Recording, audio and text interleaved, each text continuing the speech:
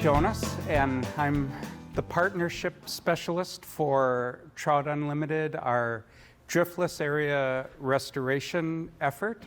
And I've been on the job about 13 days, so and then they send the new guy in to try and say something. But I'm really happy that my first speaking gig here is at a Glazers conference, because donuts are really one of my favorite things. So I want to say thank you to donut producers that have.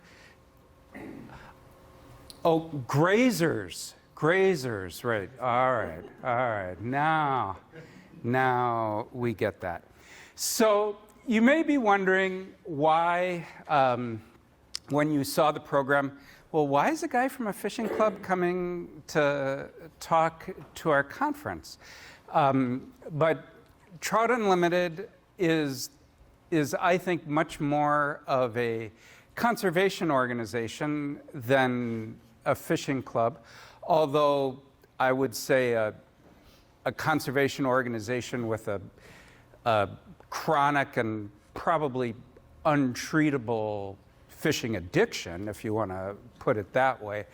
But I think one of the things that I really want to highlight is, with our mission, is to bring together diverse interest to care for and recover rivers.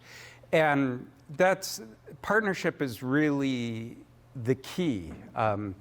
In Wisconsin, and especially in southwest Wisconsin, the vast majority of trout streams run through private land, and land which is in agricultural production.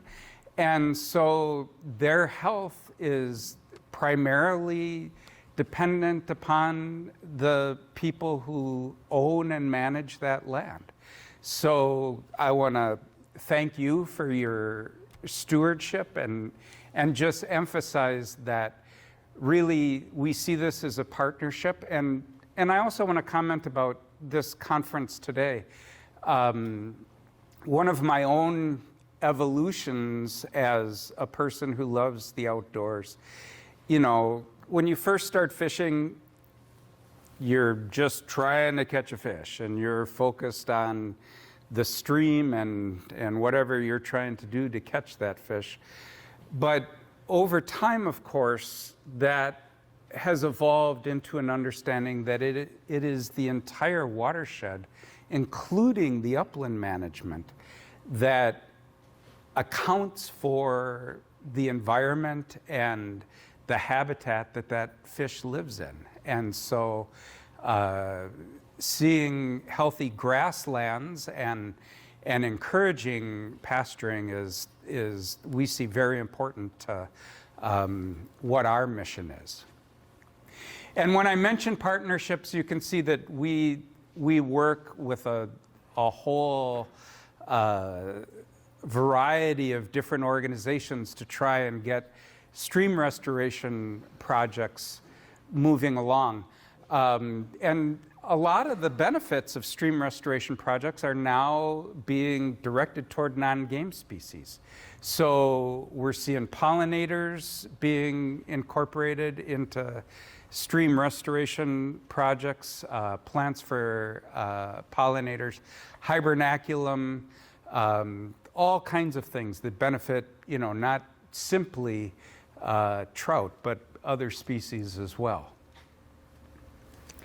So Trout Unlimited is a national organization. I work for what we call the Driftless Area Restoration Effort, and our focus is basically in the geological driftless region, which I'm sure, I'm not going to rehearse that because you all are land experts and so forth, but this is the area we work in, although with our RCCP partnership, we do some work a bit north of the driftless area as well in one of the restoration programs that I'm going to talk about a little later.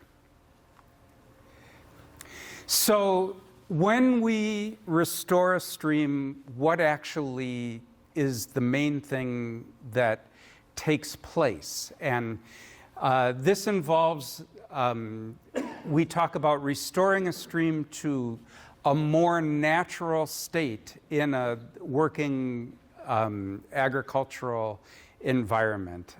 We're not under any illusions that we're going to restore streams to pre-settlement conditions, but we're going to restore them into the most healthy condition possible in the environmental constraints that we're given and in a working agricultural environment.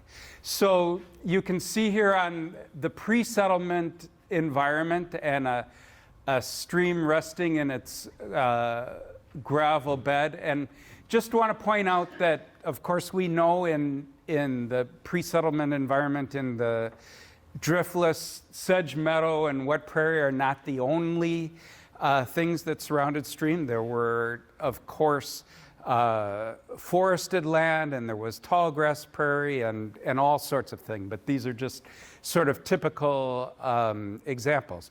And then over time, you have, after European settlement, you have enormous amount of sediment that comes down from the hillsides due to erosions. And basically then that creates what we see often in a lot of our streams in the driftless, which they're kind of down in a trough, right? There are some streams I fish that, man, I think to myself, I got to invest in a bit of belaying equipment to get myself up and down here, because they, you can run into some serious situations there. So what we customarily do in a stream restoration project, the most fundamental thing, is we want to reattach that stream to its floodplain. So it involves excavating around the stream corridor to reduce that dramatic slope down to the stream bed. It then involves attention to what we call the toe of the stream, right? That where the water meets the land, and particularly in areas that are prone to erosion. And then, kind of last of all, really, specific habitat for trout, whether it be root wads or sunken logs or corner cover, overhead cover, this kind of thing. And we have a bunch of folks today from the NRCS, and they have recently updated their requirements for how streams will be restored. And so some really exciting things are happening that way. And we hope that the end result is a win-win for not only anglers and outdoor people, but also for the landowner or the farmer, because the benefits you're going to receive are way less soil loss, right? And the second benefit, of course, is that way less phosphorus is going to be going into that stream. You're going to have healthier water because that phosphorus is getting, ideally it's staying put in the soil where you want to be using it. So we see that partnership as very important.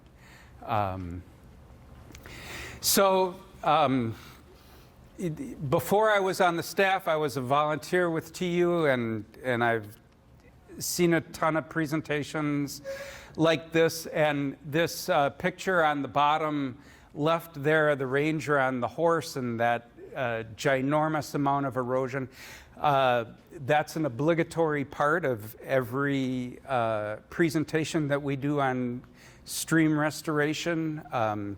And there's a federal statute that says we have to show you that picture. So now, just curious, how many of you have seen that picture before? Yeah, there you go. Okay. So, and we always make jokes about it, but it was one of the first places I was able to go when I was hired as a staff person, I was at a meeting of the Coon Creek Watershed Association, and their chairperson was a remarkable meeting. I'm just curious, are any of you members of watershed associations in your local area? Anyone? Okay, we got a few people here. I found it just a tremendous meeting, and her talk as the president was fairly brief because they had a bunch of other business, but it was kind of like a locker room halftime talk of basically encouragement and inspiration. And she referred to this picture, and she said, you know, when I look at that picture, it is a reminder to me that environmental problems can look really desperate, but if you throw enough creativity and ingenuity and will at them, you can actually make change. And I found that personally to be a really thoughtful approach, and I think that group is trying to embody that. So when I'm out fishing, if I'm, not catching anything, it's a slow day and there's no fish to take pictures of, I do like to take pictures of trophy cut banks whenever I get a chance. So on the right there, that's my son, Brendan. And this is just kind of a demonstration to remind us that, we see that picture of Coon Creek, and I've never seen anything on quite that scale. But we do have some tremendous erosion problems to address. This one, which is in Vernon County, hoping it's not any of your property, because that would be bad. But the fellow has kind of a little recreation hunting camp, or the lady, and pretty soon that camp is going to be washing down that river because there was not a whole lot of lawn left between the stream and the hunting camp. So there is some urgency to addressing erosion problems.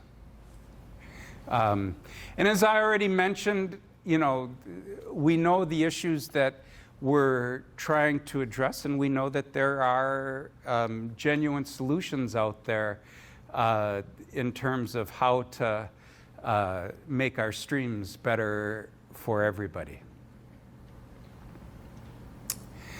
One of the things I want to just mention about water quality concerns is something I've seen anecdotally.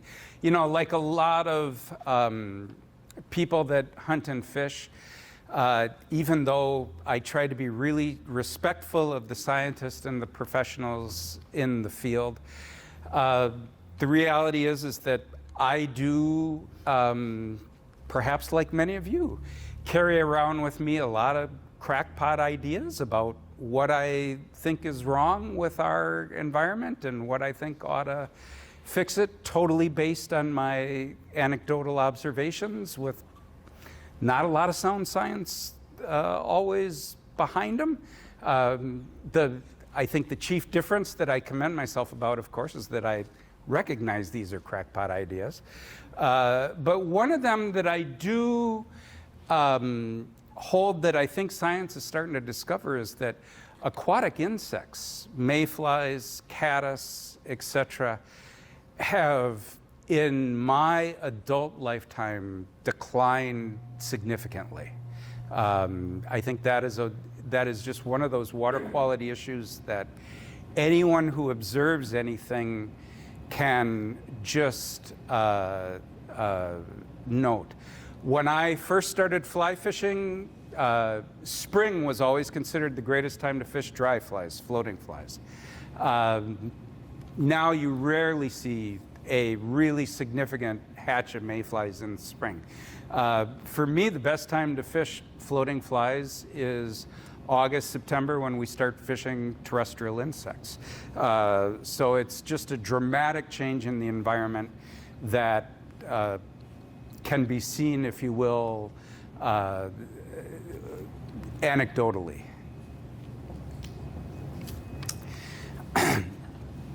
So we all know old Archimedes. I actually did some research on this idea that if he had a place to stand, he could move the Earth, and it is theoretically possible. You would need a lever, though, that went halfway out to the galaxy Andromeda, and if he was on the other side of it, he would have to swing at the speed of light for 100,000 years to get enough motion to actually move the lever on it. But it could be done. Just sort of checking that out. But I love this image of if you give me a place to stand, I can move the Earth. And I think I am a person who, at times, I can take things emotionally or take things personally and get a sense of being overwhelmed by environmental challenges in the world. And one of the things that I love about Trout Unlimited, that I've always loved about it as being just a volunteer member and now joining the staff, is there are many, many ways that a person can impact the environment, many ways that a person can get involved. But everyone needs at least one, right? You need somewhere to start. You need somewhere where you can get your foot planted and you can have a place to stand. And I think about you as landowners, and that is the great gift that you have. There are many things that collectively we try to address, and you wonder, what is your role as an individual? But as an individual, you do have that critical central role of what you do with the land that you manage and how you address that. And that is a great gift, and it is a great gift to overcome a sense of helplessness about a lot of different things that we may not have so much control about. So that leads me, how does our partnership kind of take form? What are the concrete ways that we can work together? And there are two primary ways that the Driftless Area Initiative works with landowners, farmers, and government agencies, voluntary groups to get a stream restoration project off the ground. And then a third way that we're still, frankly, trying to get a handle on. So I want to share just a little bit about these three primary ways. And if you're wondering about, is this guy ever going to get to the beef here, I guess this is about as, I just realized I talked about getting to the beef with a bunch of grazers, which is kind of odd, but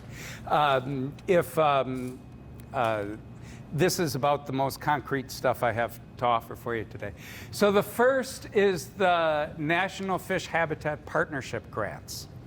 And these are grants that are used for stream restoration projects that are administered by TU Dare and by the National Fish Habitat Partnership.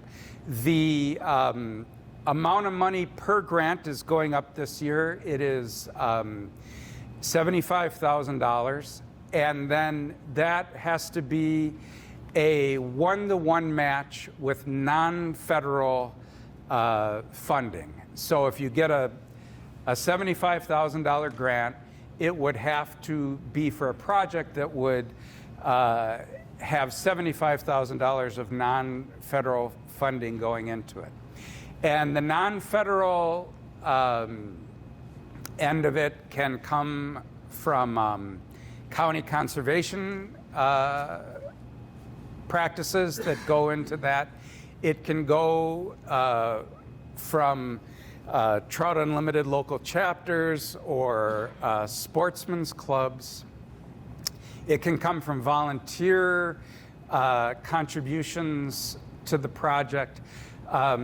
It's the goal of our Trout Unlimited chapters that when we do one of these projects, that it be at no financial burden to the landowner. So we put the package together trying to make this to be no financial burden for the landowner.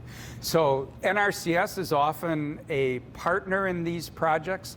They can contribute to that, but because they're also a federal agency, they are not, that doesn't count against the match for the grant and this sort of thing. So that's the first way. Generally, this grant is awarded to a nonprofit organization, whether it's a TU chapter or an outdoor club, and they then administer that in a contract with the landowner to do the work. And I'd be really curious if the Grazers Association would be interested in perhaps being administrator of these grants for one of your members in the driftless area. Is a conversation I'd love to have.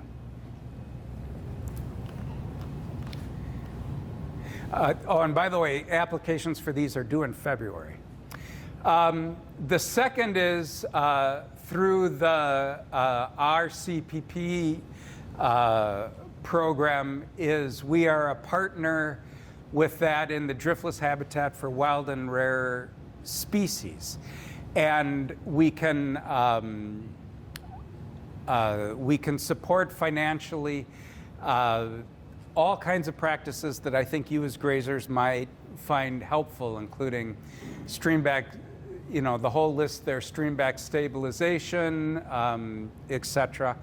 And that's a fair pot of money. It's $250,000 a year we have available just in the driftless region in Wisconsin.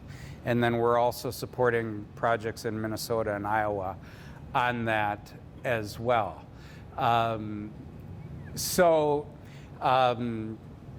Many of you are familiar with these programs, I'm sure. It starts out with you identifying a problem or a concern, visiting your NRCS office or TU, applying for the program. The projects are ranked. If TU Driftless manages the problem, we try, and I think we succeed in picking up your cost share for that program on your property. You can also choose to do it in a more a la carte fashion where, in essence, you're your own contractor. And then I'm going to say I think you have a 70-30 cost share. If I am not accurate on that, somebody can correct me on that, but I think that is about right. Oops. And then the third area that I don't want to get into the weeds too much on because I'm still trying to wrap my mind around this, is through the phosphorus trading credit program. And I'm sure many of you are familiar with that, where a local municipality has to reduce their overall phosphorus contributions to the water stream, and they can't afford to fix their plant, and so through phosphorus trading credits, where they can reduce phosphorus in an agricultural environment, less costly money, it's a win-win for you as landowner. I'm just curious, has anyone here had a phosphorus trading credit program project done on your property? Because I would love to talk to you about that. But that is something that we are trying to figure out exactly how we're going to interface with that program. Just a couple notes about easements that I think are worthwhile trying to clear up about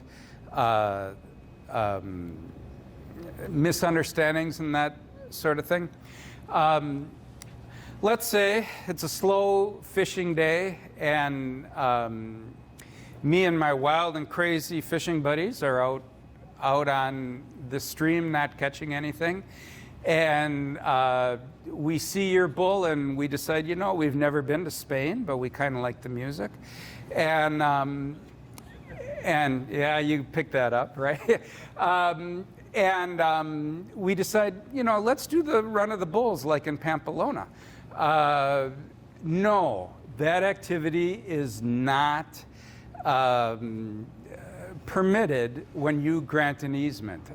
Easements are for fishing only, unless a landowner gives permission for something else. I've had conversations with landowners in the past. Well, if I give a fishing easement, I got to let people hunt or do this or do that. No, easements are for fishing only.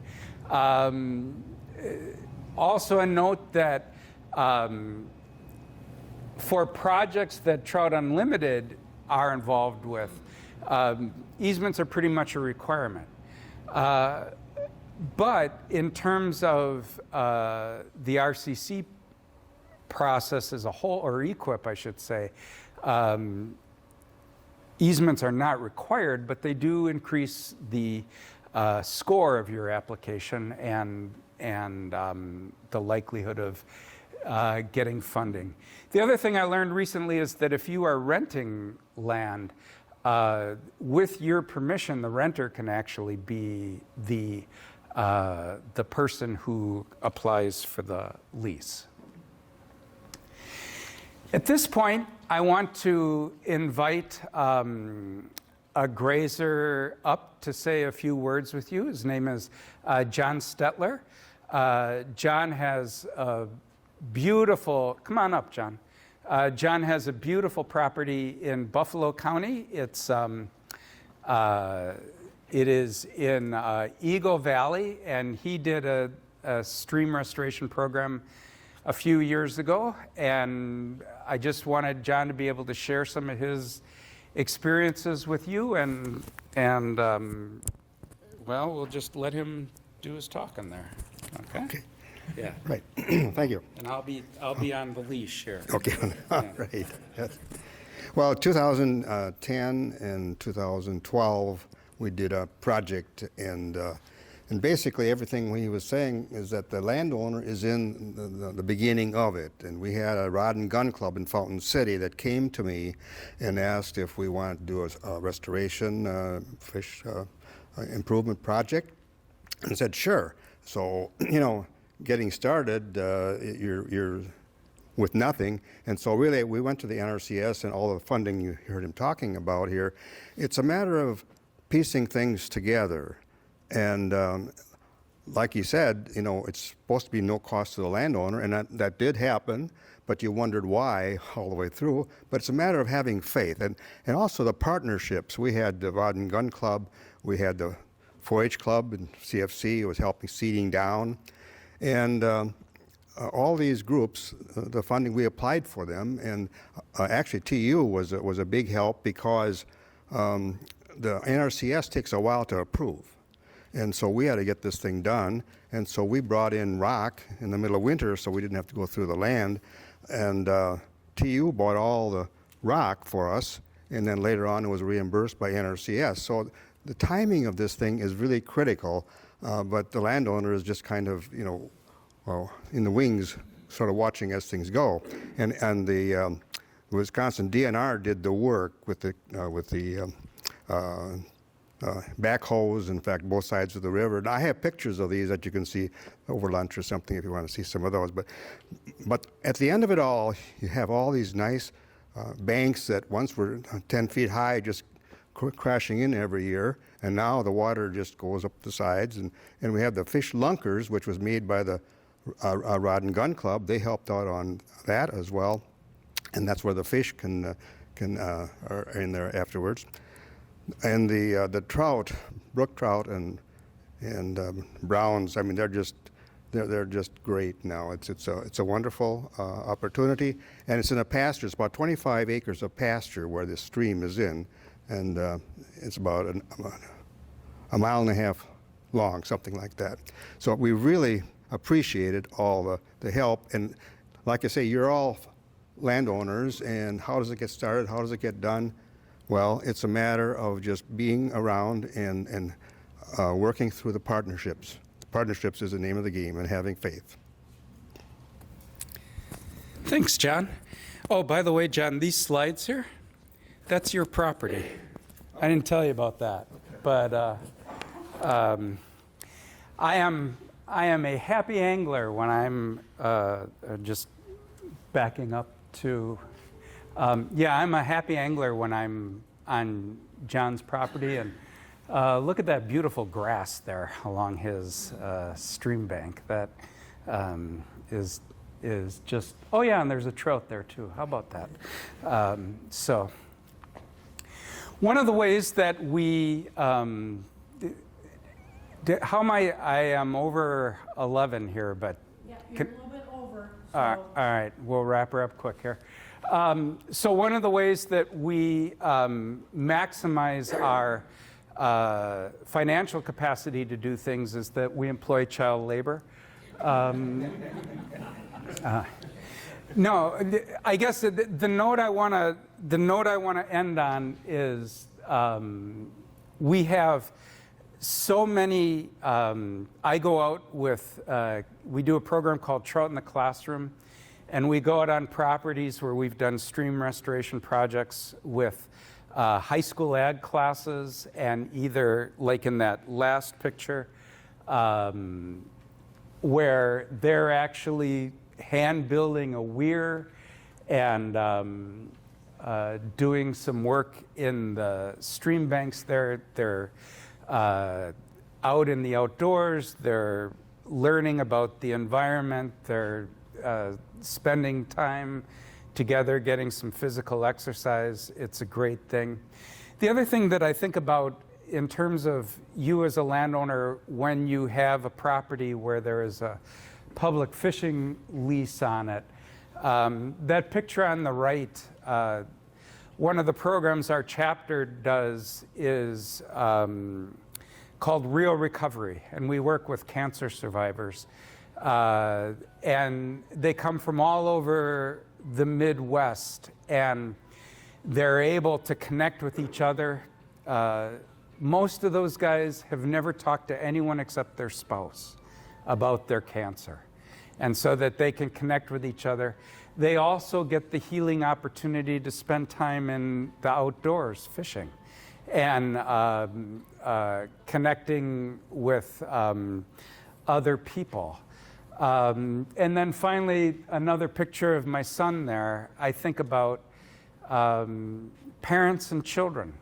And you know, your children maybe go through something in life that is a rough patch for them or difficulty. And I've realized recently, you know, as a dad, there's like virtually nothing you can say that isn't ridiculous or irritating.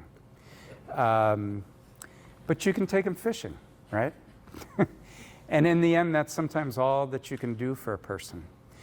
And I guess I want to say that when you see somebody's car or truck pulled by your property, you might not realize how much they need to be there that day or what's going on in terms of human healing as we also strive for healing of the earth.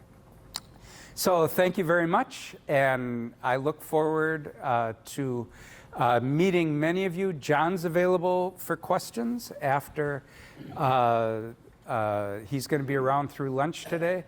And certainly if you have a stream on your property, I'd really like to talk to you. But there are a couple questions. First, thank you, Peter, and we have questions. Yeah. First. Yeah.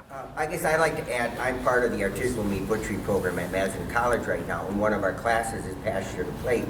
And we had the opportunity to go to the Eric Cates farm down in Spring Green.